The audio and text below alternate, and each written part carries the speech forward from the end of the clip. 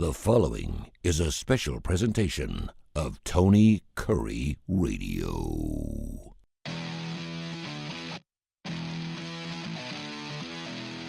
Hello, everyone. Welcome in, students to the game. My name is Alex Baumann, joined by my co-host today, Nathan Glidewell. Nathan, it's been a while since you've been on the show. We've had Dre the past couple of weeks. You haven't been able to come on and talk about your Oklahoma City Thunder winning NBA championship. You're the only one of the three of us that have actually experienced your NBA team winning a championship. So what has that been like for you? Well, it's unbelievable. I think when I go back and think about all the moments of being an Oklahoma City fan and all the different teams that I've witnessed and the star players, and I didn't think that this would be the team that would have gotten it done first. That would have been James Harden and the original big three with KD and Russ. But just seeing these guys when we were losing games, Shea stuck with the franchise even after we traded Paul George away, and really just got rid of all the value with the team, and then having Shea turn into the player that he is, the MVP, one of the best players in the world. I think that's just an absolute steal, and that just shows how much Sam Presti pays attention to everyone in the league, and even the people that you think don't matter. But he's been able to capitalize a lot in the draft and bring in a lot of key pieces. And I go back to last year because I thought, even being the one seed, I was worried, and I think the youngness played to the factor of us losing in the second round to the Mavericks. But we go back in the offseason and we traded for key pieces. Alex Caruso, one of the biggest, Isaiah Hartenstein coming in, allowing Chet to play at a natural four. Just different things that Sam Presti recognized, and it led us to a championship. I don't think it was a easy path, like people say. Memphis, I know that was a sweep, and Ja Morant got hurt, and I hated that for him. But that was just the Thunder imposing their dominance for the most part, and then the bigger series being Oklahoma City versus Denver, that going to 7 games, and having to find different ways to stop Jokic, and then ultimately you play a good Timberwolves team in the Western Conference Finals, and I think really we took advantage of them missing a lot of depth, and then you go into the finals against a red-hot Pacers team that has been underdogs throughout the entire playoffs, and they just found ways to win. They hit buzzer beaters, and you go down 1-0 after Tyrese Haliburton hits his usual buzzer beater against you at home, and you really question where you are as a team. But I think it is important to note how much adversity that team had shown all year long. There was a reason why they had broken so many records, and there was a reason why they were so historical. It's because they had that amount of adversity to go through. So yeah, it's an unbelievable feeling, and I hope we can repeat. I think we're in a terrific spot to repeat, but as far as just witnessing my first championship for the Thunder, surreal. It's hard to repeat. There hasn't been a repeat since the Warriors. Since the Raptors won it, a new team has won it every year. So it's going to be hard to repeat for the Thunder going forward, looking at what other teams have done around the league. The Rockets, the Magic in the East, the Hawks. They have made some key changes here and there. Even the Cavs have done a few things, getting Lonzo Ball being the biggest one. The Thunder don't have the easiest path to the NBA Finals, but they're going to bring back the entire roster. You add a new rookie, Thomas Sorber, and then 2-way contracts. Brooks Barnhizer has one locked up. There's one more spot left. We can sit here all day and kind of hypothesize who's that going to be.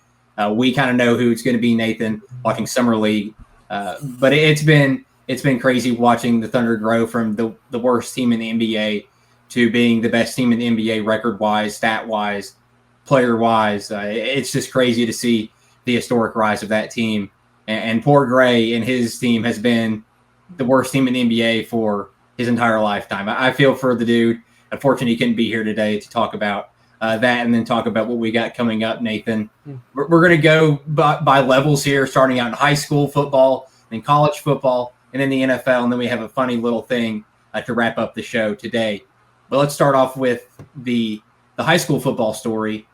Teddy Bridgewater has been suspended. It came out that he has been suspended from his position as a high school head coach at his alma mater, Miami Northwestern in Florida, for allegedly providing impermissible benefits to his players. There was a post he made on Facebook that said he had covered Uber rides, pregame meals, recovery services, including physical therapy for his players last season. And then he asked fans to donate this season to help cover the expenses so he doesn't have to pay for it all out of his pocket this year. Was this right for the high school and athletic association in Florida to suspend Teddy Bridgewater, considering he had paid for stuff for athletes, but in a community where some athletes don't have the benefit of the doubt when it comes to having money to pay for those certain things, and the school doesn't have the ability to pay for pregame meals?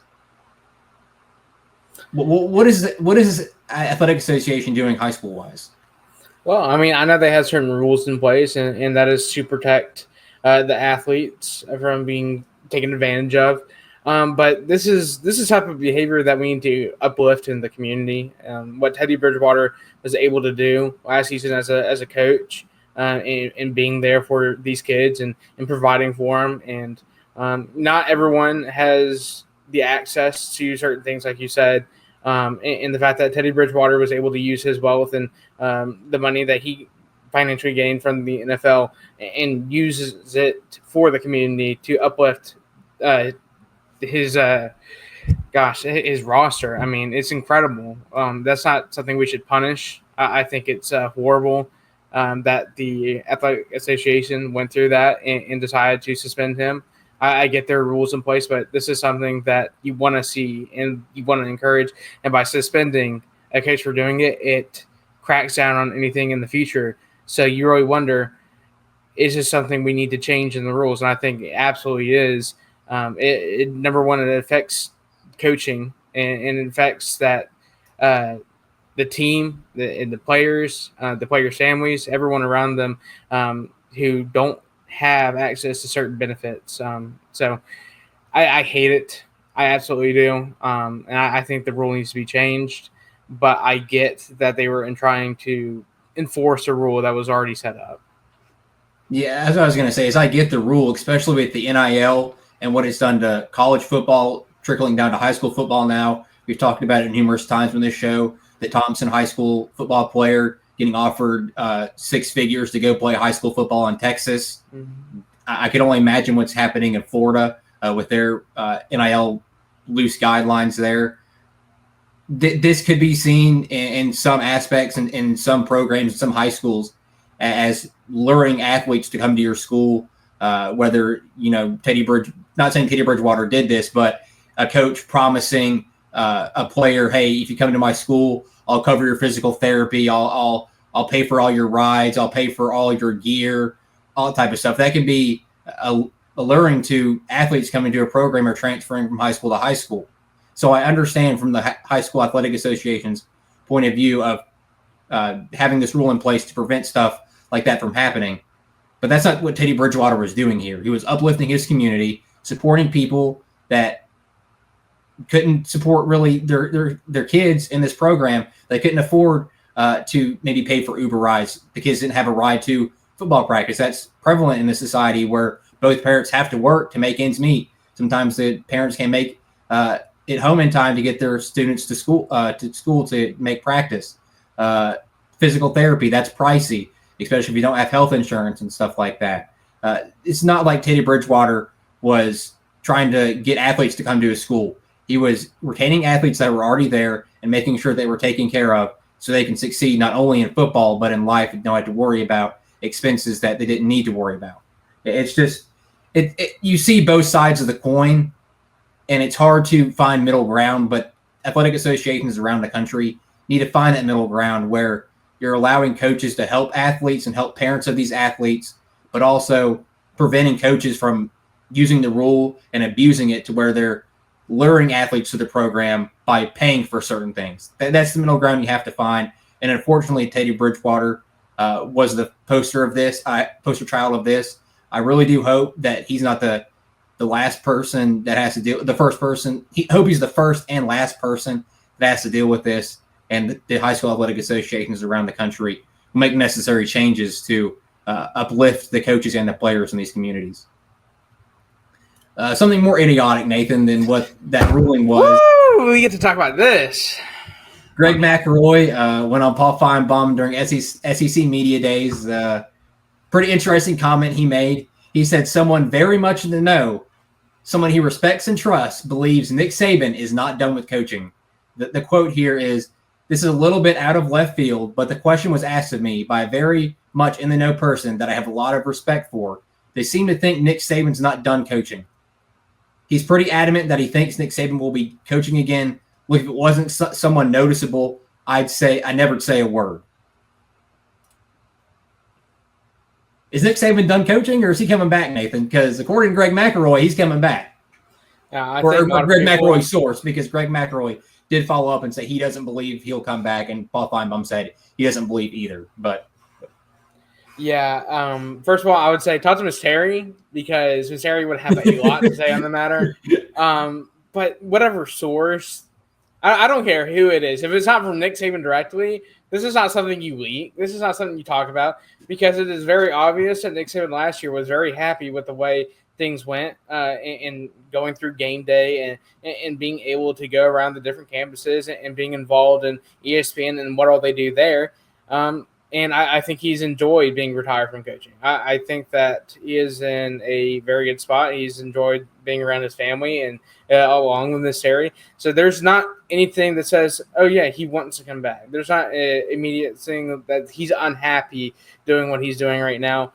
This is something Greg McElroy should have kept to himself. I think as a member of the media, it is disrespectful to not only Nick Saban, but a lot of people in the industry to leak this kind of news when we don't even think that it's relatively true. I mean, I don't see any factual evidence behind it. There's been nothing. There's been no other sources or talks. It is basically just a rumor to get hype started on something that's not going to happen.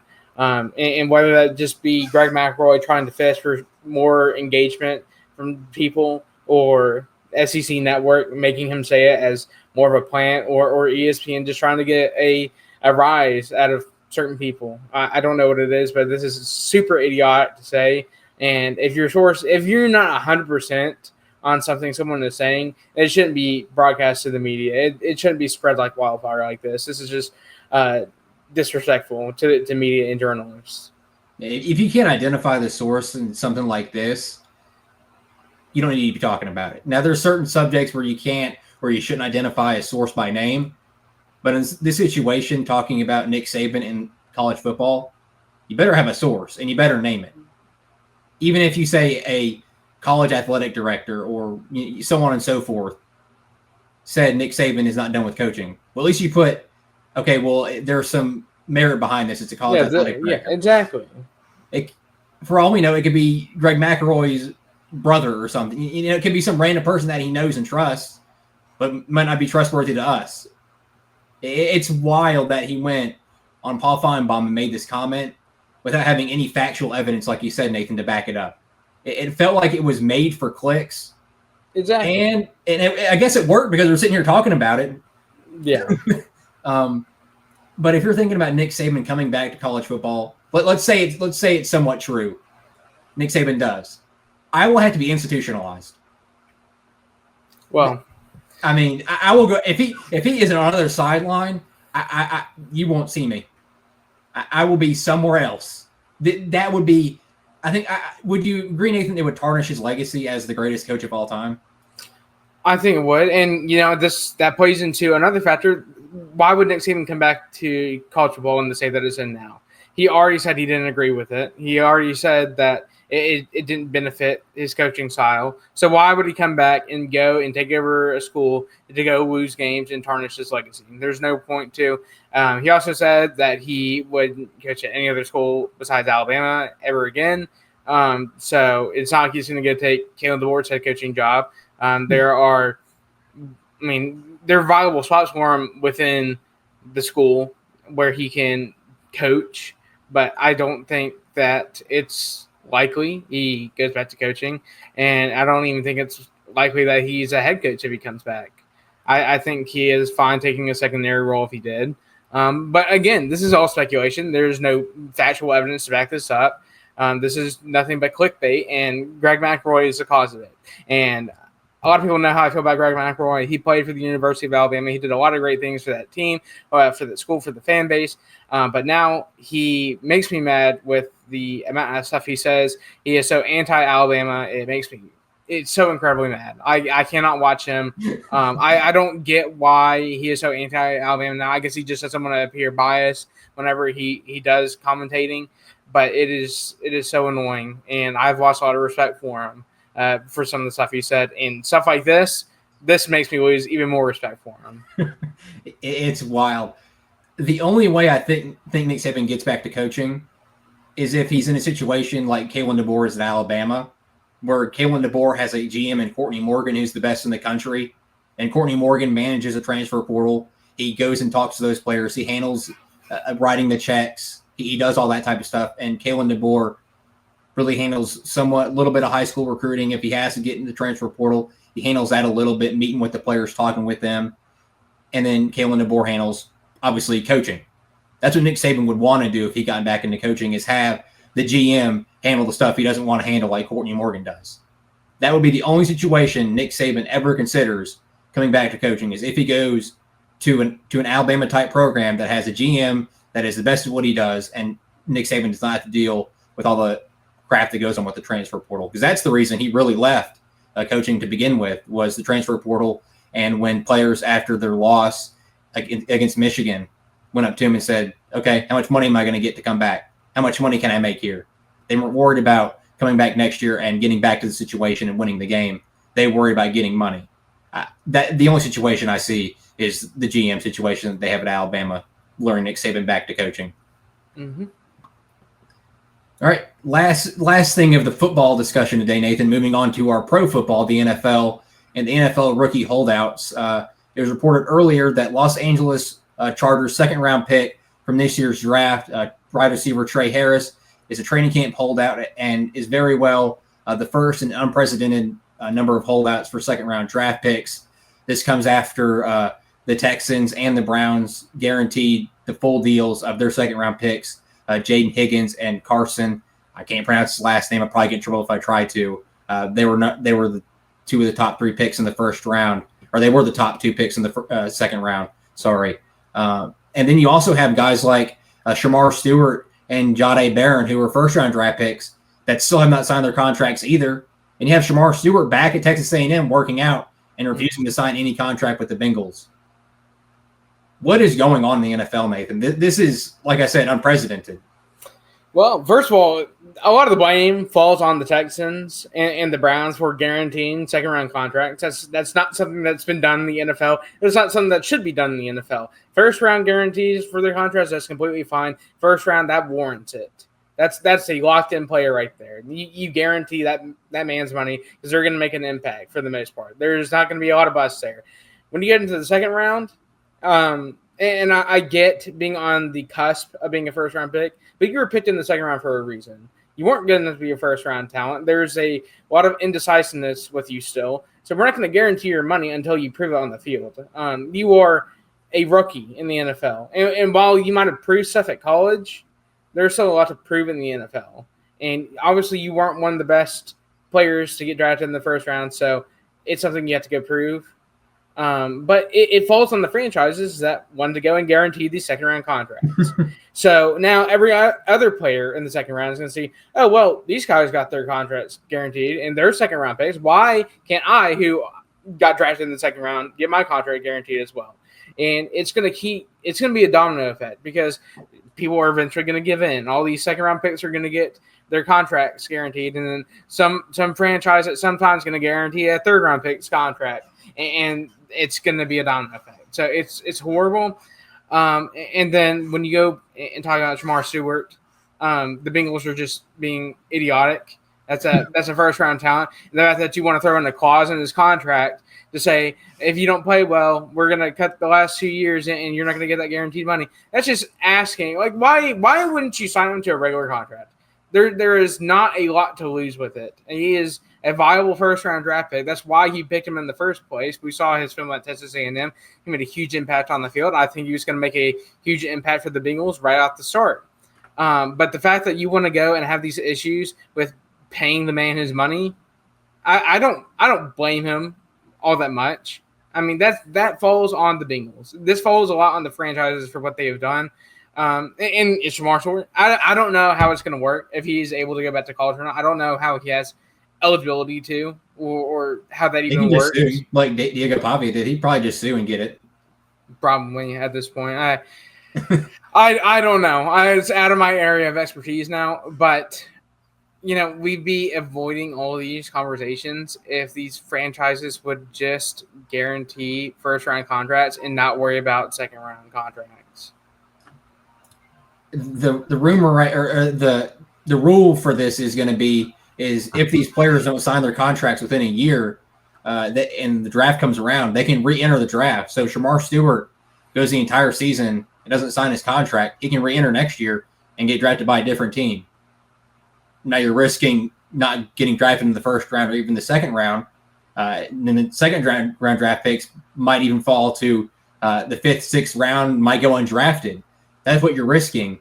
Do they think it's worth it?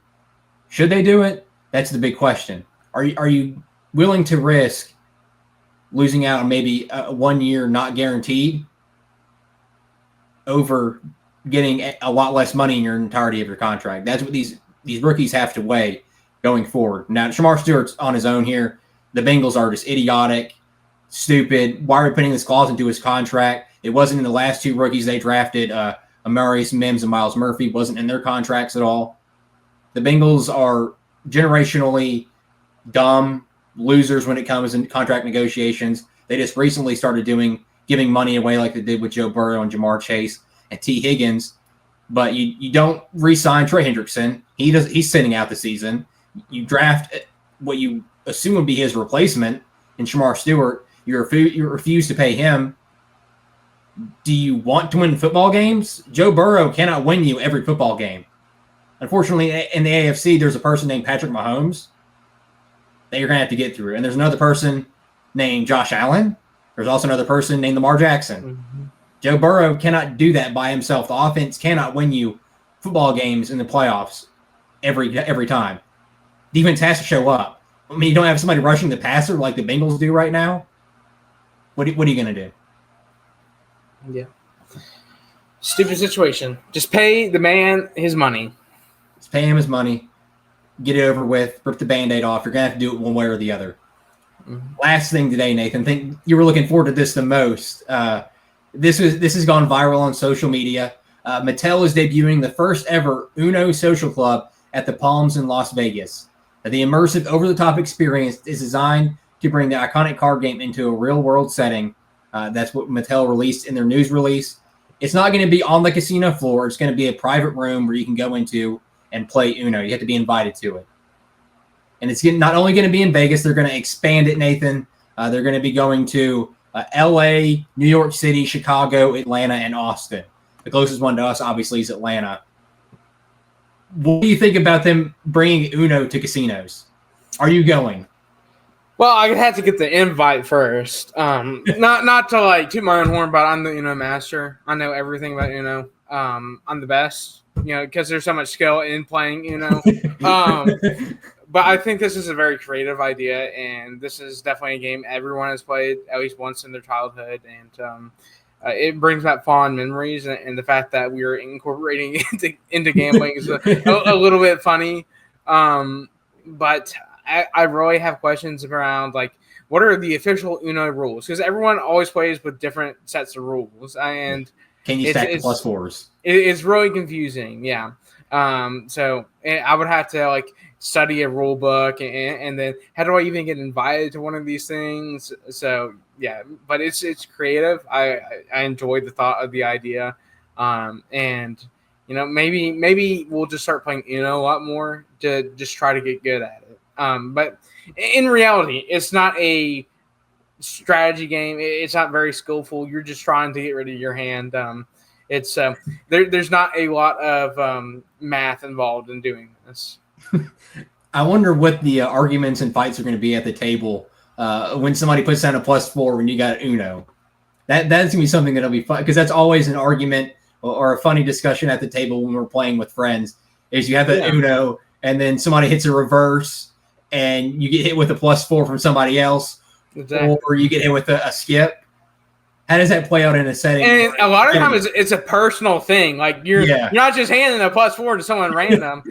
You know who's beside you, and you know why you're doing it. So it's definitely a creative game, and it's going to cause a lot of uproar. And it's just one of those competitive games that arguments will be started over it.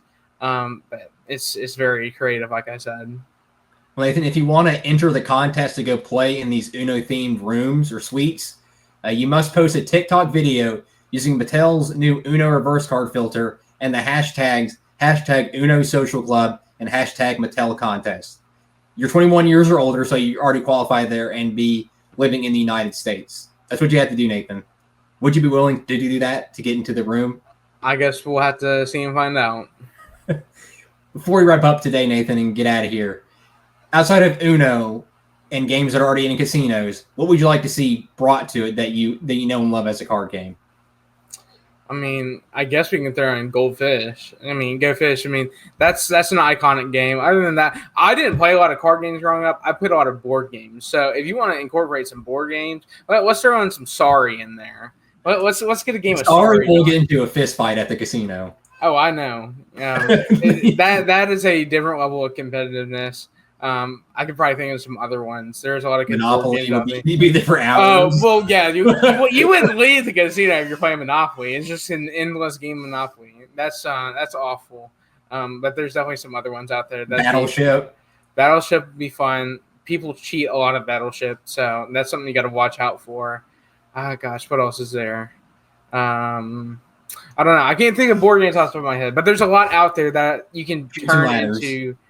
I don't think I've ever played Shoots and Ladders, but really? I know that's more of a popular one. But I haven't played it before. But like I said, there's a lot of good ones out there that you can probably incorporate into some of these casinos. So we'll just have to wait and see. But that's exciting. I'm gonna tune into the whatever gambling channel to watch people play Uno. I will do that. Uno championships, like poker championships. Exactly. That would be hilarious.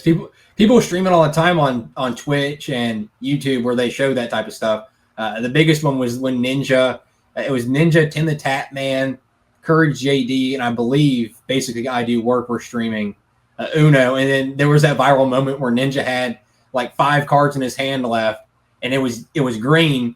And of the 5 cards, he had no green. And he sat there for a minute.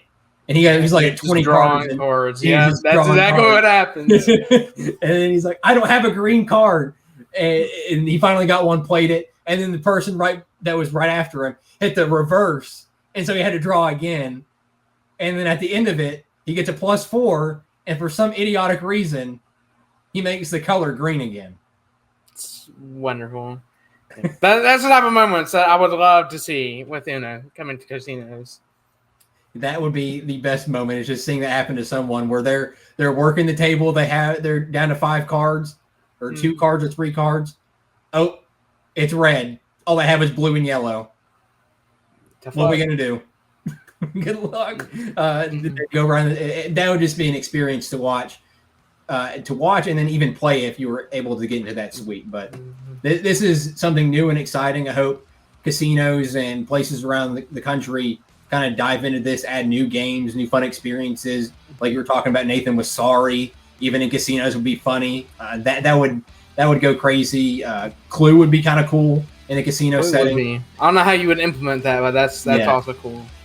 But this is something new and exciting for people to go out and experience.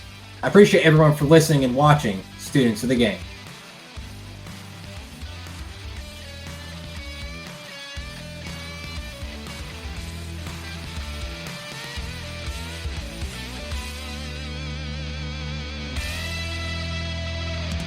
This has been a special presentation of Tony Kurre Radio.